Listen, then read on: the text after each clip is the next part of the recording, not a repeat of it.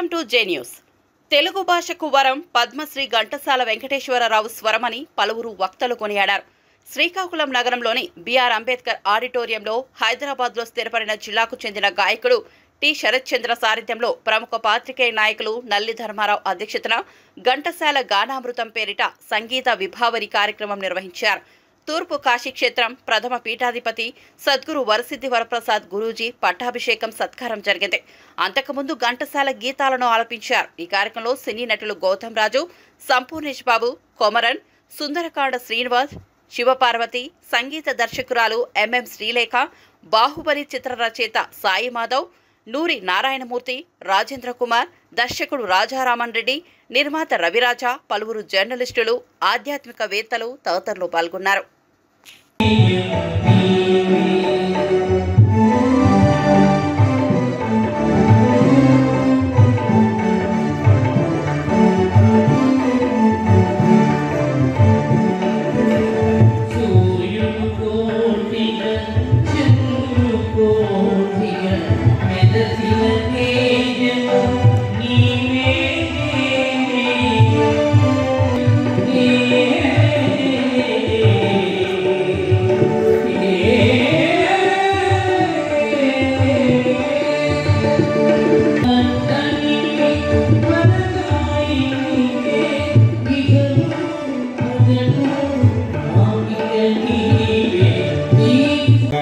రాష్ట్ర అధ్యక్షుడిగా ఉన్నాను.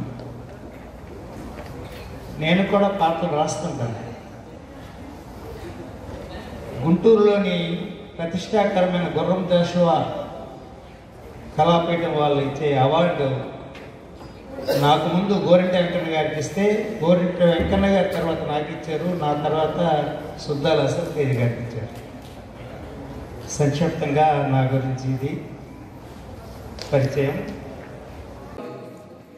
శ్రీ కాశీ అన్నపూర్ణేశ్వర దేవి, ప్రసన్నాంజనేయ స్వామి, దత్తాత్రేయుల వారు చేశారు ధర్మకర్తగా. వారిని వేదికకు సాధారణంగా ఆహ్వానిస్తున్నాం. ధర్మకర్తగా ఆయన సమక్షంలో, అదేవిధంగా ఇటీవల కాలంలోనే ఘంటసాల స్మారక పీఠం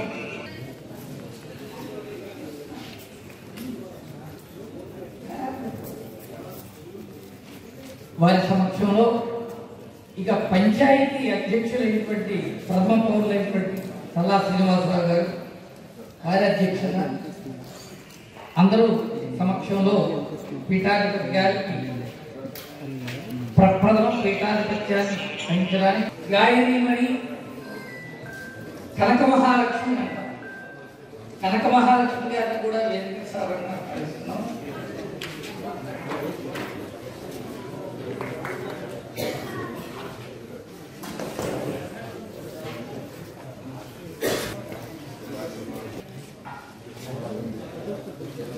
ధ్రువరాజా విశావయం ఇహైవైధినావ్యతిష్టాః ధ్రువం ధ్రువేణ హరిసా తస్మై దేవాపతిధ్రువన్న అయం చ బ్రహ్మణస్పతిః ధ్రువం హేరాజావరుణో ధ్రువం దేవో బృహస్పతిః ధ్రువం ఇంద్రస్తాగ్నిశ్చ రాష్ట్రం ధారయతాం ధ్రువం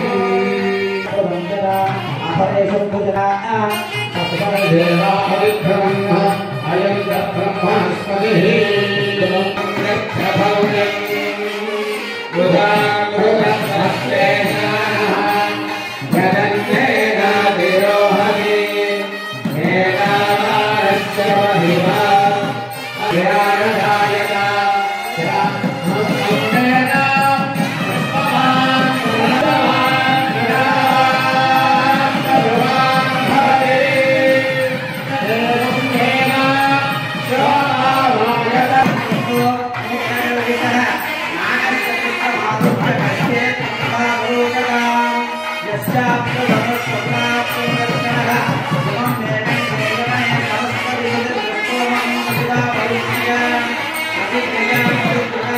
Yeah.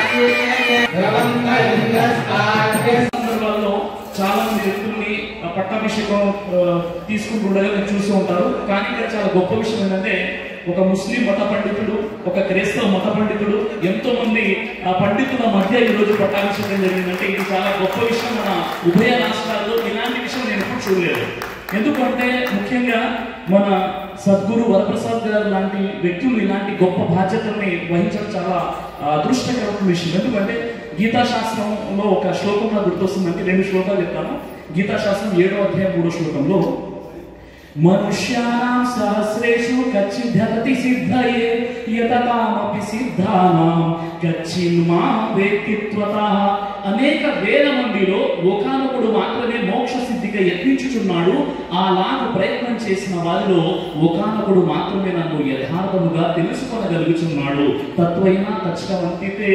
అంటే ఈరోజు సమాజం ఎలా ఉందంటే ఉదయం నిద్రలేవగానే నాకేదో కావాలి, నేనేదో అయిపోవాలి, పరుగు వాడి సమాధి కట్టైనా నేను మాత్రం పునాది కట్టుకోవాలి, పక్క వాడికి ₹1,00,000 నష్టం జరిగింది, నాకు మాత్రం ₹100 లాభం జరిగితే చాలు అన్న ఆలోచన ఉంది. అలాంటప్పుడు ఒక సుప్రీం కోర్టు అడ్వకేట్, ఒక ఫేమస్ పర్సనాలిటీ ఈ సమయాన్ని అక్కడ కేటాయిస్తే లక్షలు కోట్లు సంపాదించవచ్చు. కానీ ప్రజల్ని ఆధ్యాత్మికత వైపులకు, ధార్మికత వైపులకు నడపాలి. ఎందుకంటే ధర్మో రక్షతి రక్షితః. ధర్మాన్ని మనం కాపాడితే ధర్మం మనల్ని కాపాడుతుంది. మరి ఇలాంటి గొప్ప వ్యక్తుల్లో పట్టాభిషేకానికి నేను రావడం నిజంగా నేను చాలా గొప్పగా భావిస్తున్నాను. గీతాశాస్త్రంలో 9వ అధ్యాయం 24వ శ్లోకాన్ని కాస్త మనం పరిశీలించినట్లయితే అహం హి సర్వయజ్ఞానాం భోక్త చ ప్రభురేవ చ నతు మాం అభిజానంతి తత్వైనా తచ్చవంతితే. ఏదైనా సమస్త యజ్ఞములకు భోక్తను ప్రభువు నేనే ఉన్నాను, అట్టి నన్ను వారు యథార్థముగా తెలుసుకోగలుగా లేకపోతున్నారు.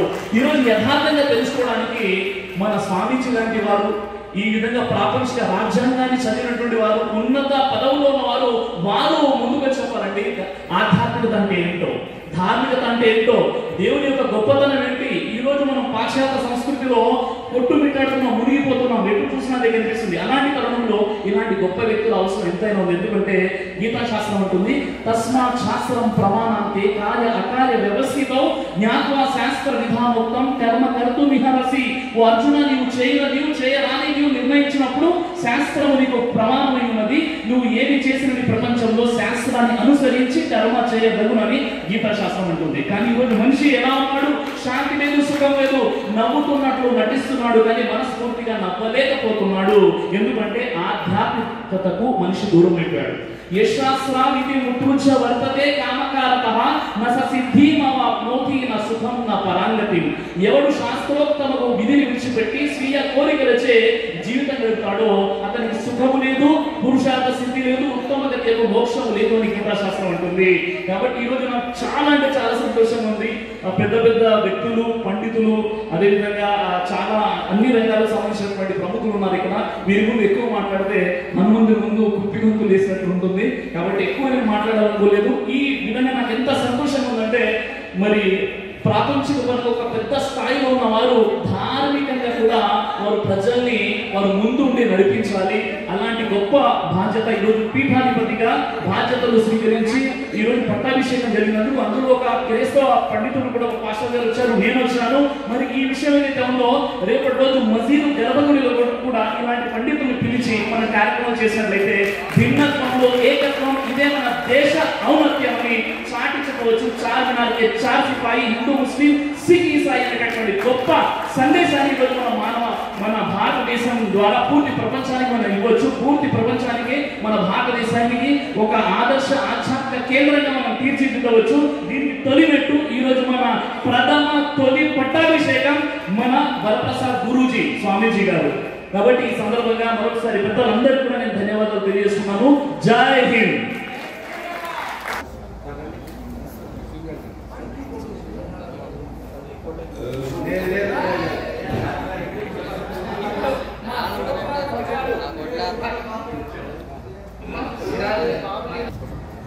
ఇంతమంది పెద్దల మధ్య నాకు మాట్లాడే అవకాశం రాదు, మాట్లాడటానికి కూడా అంతగా కరెక్ట్ కాదు అనిపించి అక్కడ వెళ్ళిపోయి కూర్చున్నాను.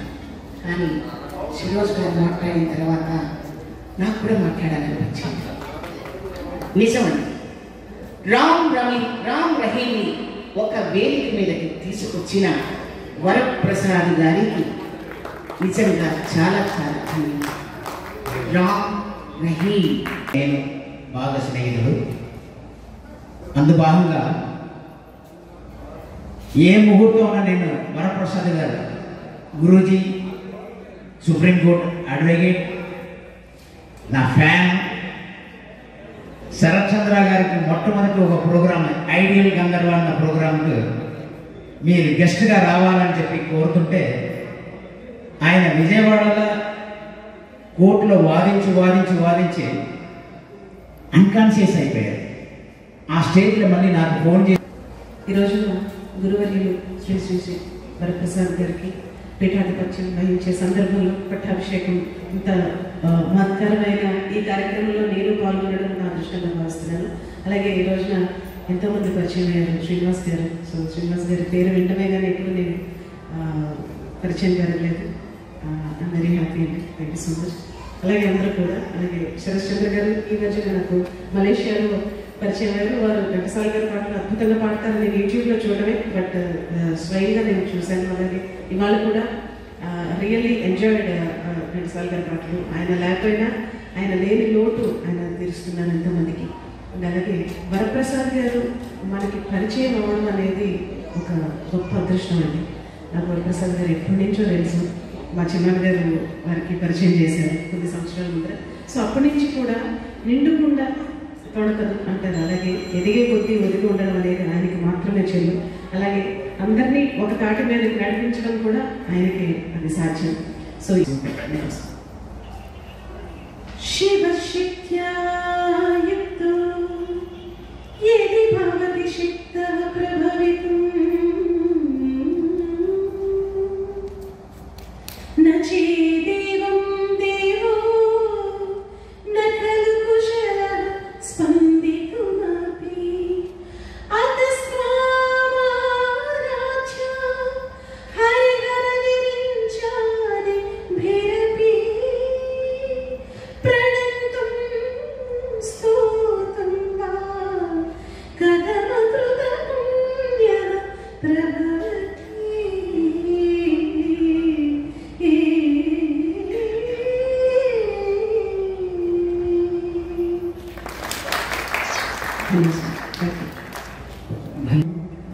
భూయో భూయో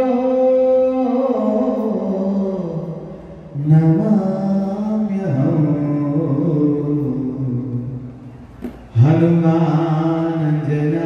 హనుమానంజనాసూను వాయుపుత్రో మహాబలః రమేష్ఠః ఫల్గుణసఖః పింగాక్షో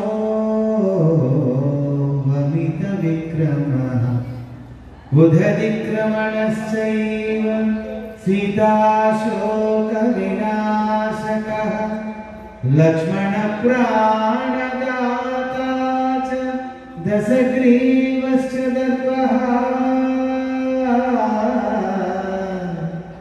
ద్వాదశైతాని నమామి కపీంద్రస్య మహాత్మనః స్వాపకాలే పఠే నిత్యం యాత్రాకాలే విశేషతః తస్య మృత్యుభయో నాస్తి సర్వత్ర విజయీ భవేత్.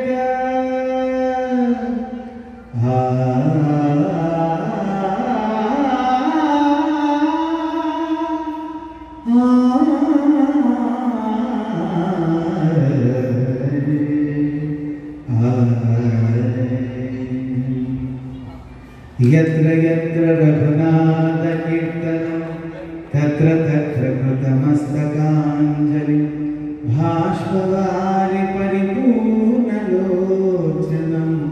मारुतिं नमत राक्षसान्तकम्. గతంలో ఉప సభాపతిగా ఉన్న డిప్యూటీ స్పీకర్గా ఉన్నప్పుడు నన్ను శ్రీకాకుళం ఆంధ్ర మహావిష్ణు టెంపుల్కి పిలిచి విజయనగర ఉత్సవాలు జరిగేటప్పుడు నన్ను సత్కరించి యాభై లక్ష్మీప్రసాద్ గారు ఆయన సార్ ఈ పెదకళ్ళేపల్లిలో 27 అడుగుల సూర్యవిగ్రహం పెట్టిస్తారా అని అడిగారు. మీరు అడిగారు, నేను విన్నాను, పైన అమ్మవారు ఈశ్వరుడు అందరూ వినేశారు. ఆ యోగ్యత నాకుంటే అదే జరిగిపోతుందన్నాను. కారులో ఆ రాత్రి తిరిగి వెళుతూ అనుకున్నాం. ఈ సమీప కాలంలో ఈ 2-3 రోజుల్లో ఏ క్లయింట్ వచ్చో 30 లక్షలు ఇస్తానంటే ముందు ఆ గుడి కట్టేస్తాను. అలా కారులో వెళ్ళేటప్పుడు నెక్స్ట్ డే క్లయింట్ రావడం జరిగిపోయింది. ఆ మరుసటి డబ్బులు వేయడం జరిగిపోయింది. వెంటనే 27 అడుగుల సూర్య విగ్రహం కూడా అక్కడ రెడీ అయిపోయింది. అక్కడ ప్రతిష్టలు కూడా జరిగిపోయింది. భగవంతు సంకల్పం. అప్పుడు అనుకున్నా ఈ పెదకళ్ళేపల్లిలో ఆశ్రమం స్థాపన చేస్తే బాగుంటుంది, కానీ చేయలేకపోయింది. ఆ తర్వాత నెల్లూరు దగ్గర రామతీర్థం స్వయంభూ రామాలయం ఉంది. సముద్ర పుట్టున ఒక 8 ఎకరాలు ఇచ్చారు. ఇందులో ఆశ్రమం పెట్టిన గురువు 2-3 సార్లు తీసుకెళ్ళారు, కానీ అక్కడ ఎందుకో జరగలేదు. అలాగే కాళహస్తి దగ్గర తీసుకెళ్ళి అక్కడ చూపించారు, ఈ విశాల దీంట్లో పెట్టండి గురువు, అక్కడ కుదరలేదు. ఇలా రకరకాల చూద్దాం అమ్మవారు ఎక్కడ నడిపిస్తుందో, ఈశ్వరుడు ఎక్కడ నడిపిస్తాడో చూద్దాం అనుకుంటున్నాం. మరి కాకతాళీయం, మరి పెద్దకళ్ళేపల్లి అక్కడ ఘంటసాల వారు సంచరించారు, ఇక్కడ సంచరించారు కళ్ళేపల్లి ఏరియాలో. ఇందాక వారు చెప్తే నాకు అది నవ్వు వచ్చుకో, ఇందుకు వచ్చానేమో ఇక్కడికి. ఆయన స్మారకపీఠంతో పాటు ఆయన లెగసీని ముందుకు తీసుకెళ్ళాలని సంకల్పించినట్టు శరత్చంద్ర గారికి నేను సపోర్ట్ చేస్తున్నాను. కాబట్టి ఆ అమ్మవారు ఈశ్వరుడు ఇక్కడ దాకా లాక్కొచ్చారు. అక్కడ 27 అడుగుల శివుడు విగ్రహం కట్టించినందుకు ఇక్కడ శివాలయం ఏర్పాటైన శివాలయం ఇవన్నీ కూడా వచ్చి దీన్ని కూడా నువ్వు ఉద్ధరించు అనేటువంటి బాధ్యత నాకు ఇచ్చారేమో అని ఇందాక మల్లి ధర్మారావు గారి మాటల్లో నాకు అర్థమైంది. ఈ ప్రాంతం తూర్పు కాశీ క్షేత్రంగా వెలసేది. నిజంగా దక్షిణ కాశీ అంటారు పెదకళ్ళేపల్లిని. ఈ కళ్ళేపల్లి సమీపంలో ఉన్నటువంటి ఈ లంకపేట నిత్య జీవితంలో మన స్నేహితులు కానీ బంధువులు కానీ అనేక మంది మన పరిసరాల్లో ఉన్నప్పుడు బాధపడుతూ ఏదో దుఃఖంతో కురిగిపోతే అయ్యో పాపం అని అంటాం, జాలి చూపిస్తాము, సింపతి చూపిస్తాం. కానీ ఆ జాలి కంటిన్యూ చేసి వాళ్ళు ఏడుస్తుంటే మనం కూడా జాలి పక్కన కూర్చొని ఏడిస్తే అందరూ కొట్టుకెళ్ళిపోతారు. కానీ జాలి కాదు చూపించాల్సి, ఎంపథైజ్ చేయాలి. నీకు మేమున్నామని వెన్ను తట్టి ఆ ధైర్యం చెప్పి వాళ్ళని ముందుకు తీసుకెళ్ళేటువంటి ప్రయత్నం చేయాలి. కానీ వాళ్ళతో కూర్చొని అడగకూడదు. మాత్రాస్ పశ్చాస్తు కౌంతేయ శీతోష్ణ సముద్రుతగా అన్నారు. As long as your organs touch sensory objects you are supposed to bound face to problems. ఈ శరీరంలో ఈ ప్రాణం ఉన్నంత వరకు, ఈ అవయవాలు ఉన్నంత వరకు, ఈ సెన్సరీ ఆర్గన్స్ ఉన్నంత వరకు అవి ఎప్పుడైతే పనిచేస్తూ ఉంటాయో ప్రాబ్లమ్స్ తప్పవు. Problems are inevitable but sufferings are optional.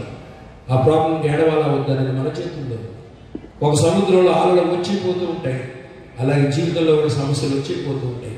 ఆ అలల మధ్యలో ఆ సఫరైర్ ఎలాగైతే ఈత కొట్టుకుంటూ వెళ్తారో అలలు దాటి, అలాగే ఈ సంసార సాగరంలో కూడా మనిషి ధైర్యంగా ఎదగాలంటే ఒక భగవద్గీత, ఒక రామాయణం, ఒక మహాభారతం, ఒక భాగవతం, ఒక ఖురాన్, ఒక బైబిల్ అవసరం. ఎవరు ఏ విశ్వాసంలో ఉన్నా ఆ విశ్వాసంలో ఉండడం ఉత్కృష్టమైన గంధాలను చేతితో పట్టుకుంటే అద్భుతమైన విజయాలు సాధిస్తారు. అలా సాధించిన వాళ్ళు ఎంతో మంది, అనేక మంది ఉన్నారు. కాబట్టి కృషి చేయాలి. ఆధ్యాత్మికంగా ఉండి మోక్ష సాధనలో ఉండాలి. మంత్రోపదేశం కూడా చేయడానికి అర్హత లేదు. కానీ సంసార సాగరంలో ఉండి ఇటువంటి కార్యక్రమంలో ఉన్న వాళ్ళకి మంత్రోపదేశం చేసే అధికారం ఇచ్చాడు భగవంతుడు. కాబట్టి నలుగురికి ఉపయోగపడేది మన ఉత్కృష్టమైన గ్రంథాల్లో ఎన్నెన్నో నిగూఢమైన రహస్యాలు ఉన్నాయి. ఇవాళ అందరూ సమానమే, కానీ ఇందుకు కొంతమంది బాధపడుతున్నారు. ఆ బాధకు సరైన కారణం ఏంటో ఐడెంటిఫై చేసి ఆ శాస్త్రబద్ధంగా చిన్న రెమెడీ చేసేస్తే లక్షల కోట్లు కూడా ఖర్చు పెట్టగలరు. సింపుల్ వాడు చేయగలిగి చేస్తే అద్భుతాలు జరుగుతాయి అనేటువంటివి అనేక నిదర్శనాలు నేను నా జీవితంలో చూశాను. అటువంటి కార్యక్రమాలు నేను ఎప్పుడు ₹1 ఎవరికి త్యాగం చేయలేదు. ఉచిత సేవ చేశాను. కానీ భగవంతుడు నాకు ప్రొఫెషన్లో డబ్బులు ఇస్తున్నాడు, నాకు వాటిని సంపాదించాల్సిన అవసరం లేదు. కానీ ఇప్పుడు పీఠం ఉంది, ఆ పీఠంలో కూడా నాకు అక్కర్లేదు. ఎవరన్నా వచ్చి దేవుడికి ఏమనిస్తే నా వల్ల మేలు పొందితే ఆ పీఠానికి ఇస్తే పీఠానికి డెవలప్ అవుతుంది. కానీ నాకు పర్సనల్గా అవసరం లేదు. ఆ స్థితి నాకు అమ్మవారు కల్పించింది. నాకేం కావాలంటే అది ఇచ్చేస్తుంది. కాబట్టి నేను ఇంకొకళ్ళ మీద ఆధారపడాల్సిన అవసరం లేదు. నేను లక్షల మంది మానవులు చేయలేని ఒక చల్లని చూపుతో భగవంతుడు చేయగలరు అనే విశ్వాసంతో ఉన్నాను. కాబట్టి నేను మీ అందరూ నన్ను ఆదరించినందుకు ప్రత్యేకంగా మీ అందరికీ నేను నమస్కారాలు తెలియజేస్తూ, మరి ఈ ప్రాంగణానికి రావడానికి కారణం అది డెఫినెట్గా తీసుకొచ్చినటువంటి అమ్మవారు, ఈశ్వరుడు, వెంకటేశ్వరుడు వాళ్ళే పూర్తి చేస్తారని, వాళ్ళే నాతో చేయిస్తారు. సర్వాణి కర్మాణి బ్రహ్మణి ఆదాయ అన్నారు. నేను చేసే ప్రతి కార్యక్రమం నువ్వే చేయిస్తున్నావా, ఇది నా గొప్ప కాదు, నేను చేసేది కాదు, వాళ్ళు చేయించడమే. ఇవాళ ఈ ఏర్పాట్లు చేయించారంటే వాళ్ళు చేయించడమే. ఇంతమందిని కలుసుకోగలిగారంటే ఎక్కడో పూర్వజన్మలో ఎక్కడో లిఖించబడింది. It's pre fixed programme. ఇవాళ నేను ఇక్కడ రావాలి, మనం కలవాలని ఎక్కడో రాసిపెట్టింది. కాబట్టి నేను ఇప్పటికీ విశ్వసిస్తున్నాను, రాబోయే రోజుల్లో ఇలాంటి ప్రాంగణం కంటే విస్తృతమైన ప్రాంగణంలో అనేక మంది మధ్యలో మనం ఆధ్యాత్మిక కార్యక్రమాలు చేస్తాము. ఆ చేసినటువంటి శక్తి ఆ భగవంతుడే ఇస్తాడని చెప్పి నేను మీ అందరికీ తెలియపరుస్తున్నాను. ఇంత ఓపికగా మీరు ఉన్నారు. కాలాతీతం అయింది. ఆ కార్యక్రమం కూడా ఉదయం కొంచెం లేట్ అయింది, ఇప్పుడు కూడా లేట్ అయింది. మనం లేట్ అయింది అనుకుంటున్నాం, అది మనం అనుకున్న టైం, కానీ భగవంతుడు టైం నిర్ణయించాడు. ఈ టైం ఇప్పుడు మాత్రమే జరగాలని కోరుకుంటుంటాడు ఆయన. ఇది నా అదృష్టంగా నేను భావిస్తున్నాను. కాబట్టి యాక్చువల్గా వాళ్ళు షూటింగ్లు రకరకాల కార్యక్రమాల్లో బిజీగా ఉంటారు. అయినా నేను ముందుగా ఈ డేట్లు గుర్తుపెట్టుకుంటుంటే ఆ డేట్లో వాళ్ళు గ్యాప్ చూసుకుంటూ వాళ్ళ వెచ్చించి